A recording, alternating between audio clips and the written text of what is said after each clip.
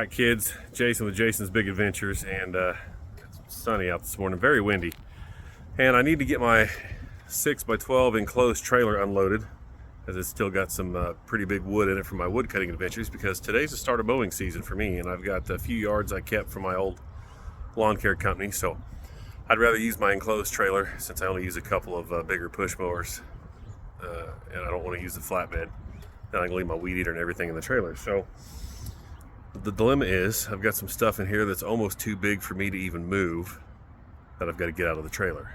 So today, or this morning, we're going to use Old Faithful, my old trusty riding mower, and I'm finally going to use that Ballard yard glider that I won in a contest a 3 years ago, and we're going to roll these dudes out of the trailer onto it and then drag them down here to the wood pile so that I can work on getting them cut up and split later. So let me show you the setup. There's the trailer, and it may be hard to tell in here. This is some hedge or hackberry, or I don't even remember. But some of the stuff, especially the pieces in the back, were just about all my dad and I could do to roll them up in here together, up the ramp and in the trailer. They are heavy, and this stuff is still very green. So I want to get this crap out of the trailer, clean my trailer out so I get my mowing stuff in here.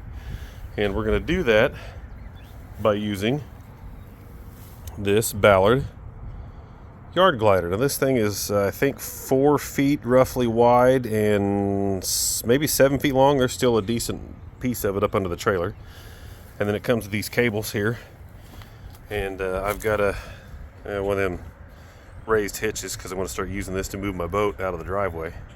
And it's got the pin tow point down there at the bottom, and this is Old Faithful. This is a 2000 model Craftsman. I don't remember the sub model, but it's got a 15.5 horsepower single cylinder Kohler motor that's got a lot of it's been road hard and put up wet. So we are going to use this to drag these down the hill down here and just roll them off the pile. And yeah, we'll see how this works. I've only got one GoPro, and it's set up right there on that log, so I'll do my best. I'm not, obviously not the greatest video editor on all that fancy stuff. And then I've got, some dirt still in the back of my trailer I've got to fill. There used to be some trees here that the people before us that lived here had removed, and there's 3 spots, one there, one right there, and one right down there where they've settled quite a bit, where the stumps have finally rotted out. So I'm going to offload some dirt there, but I got to get this done so I can get this crap all weed-eated and put a little weed and feed down. Anyway, Ballard yard glider, and if you saw you didn't see my other video because I forgot to record it, but it's already proven its worth so far by pulling some big chunks off of my flatbed trailer. Now we're going to use to unload this and get down there. So here we go.